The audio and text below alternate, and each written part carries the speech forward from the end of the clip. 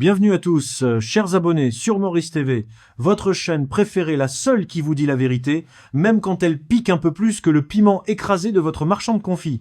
Aujourd'hui, accrochez-vous à vos fauteuils, ou à vos barres de métro, si celui-ci ne s'est pas arrêté entre deux stations, car nous plongeons dans les coulisses du pouvoir. Au programme, le grand suspense de Paul Berenguer à Rosile, va-t-il partir, va-t-il rester? C'est plus complexe qu'une recette de Briani sans safran. On va décortiquer ensemble cette valse entre le MMM et le gouvernement, le mystère du ministre des Finances fantôme, et cette fameuse gang qui semble s'amuser dans les couloirs du PMO. Mais avant de lancer les hostilités et de sortir les dossiers croustillants, faites un geste patriotique. Donnez-nous un petit pouce bleu, c'est gratuit, ça ne demande pas de passer par un comité central, et ça encourage grandement notre travail de fourmi. Et si vous ne voulez rien rater des prochaines crises politiques ou des prochaines augmentations du prix du gaz, abonnez-vous dès maintenant pour rester scotché à l'actualité de notre île intense. C'est bon? Vous avez cliqué? Votre café est prêt? Alors, on peut commencer le massacre. Le reportage. Ambrose, où l'air sent bon la stratégie et le café froid. Le suspense de la non-démission. Mesdames et messieurs, bienvenue dans une nouvelle saison de votre série préférée, Je t'aime, moi non plus, version Port-Louis. Ce lundi, au quartier général du MMM à Rosile, le temps semblait s'être arrêté. On attendait un fracas, une porte qui claque, une lettre de démission jetée sur un bureau en acajou. Finalement, Paul Berenguer est sorti. Verdict, le leader ne démissionne pas.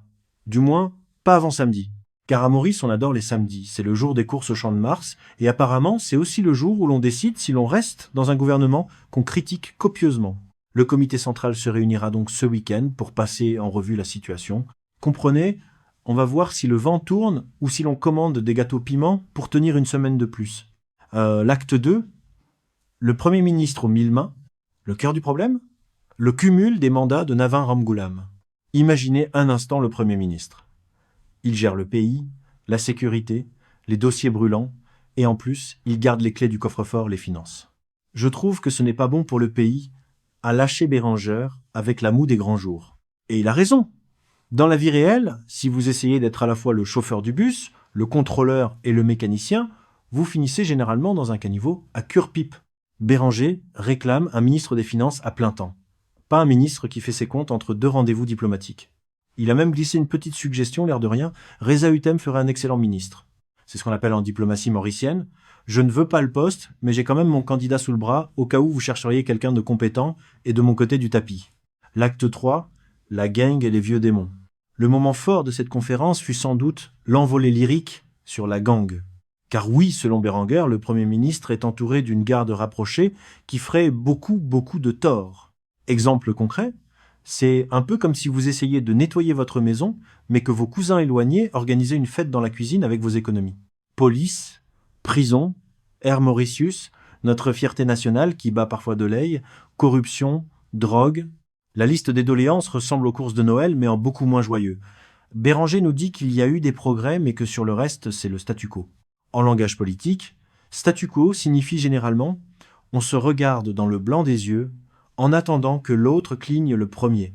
Analyse la vie actuelle entre deux chaises. Pendant que ces messieurs discutent de portefeuille à Rosile, le Mauricien lambda, lui, regarde son propre portefeuille. Et là, pas besoin de comité central pour savoir qu'il est vide. L'inflation galopante. Pendant que les politiciens débattent sur qui doit gérer les finances, le prix du lait et de l'huile grimpe plus vite que le nombre de partisans au meeting. L'insécurité. On parle de réformer la police et les prisons, mais le soir, à Rochebois ou ailleurs, on ferme les verrous à double tour en espérant que le statu quo ne s'invite pas dans le salon. Le spectacle permanent. On vit dans une démocratie vibrante, certes, mais qui ressemble de plus en plus à un théâtre de boulevard où les acteurs oublient de changer de costume depuis 30 ans. Conclusion. Provisoire. Paul Berenguer n'est pas satisfait. Il l'a dit mercredi, il l'a redit lundi. Mais il reste. C'est peu être ça l'exception mauricienne. L'art de vivre.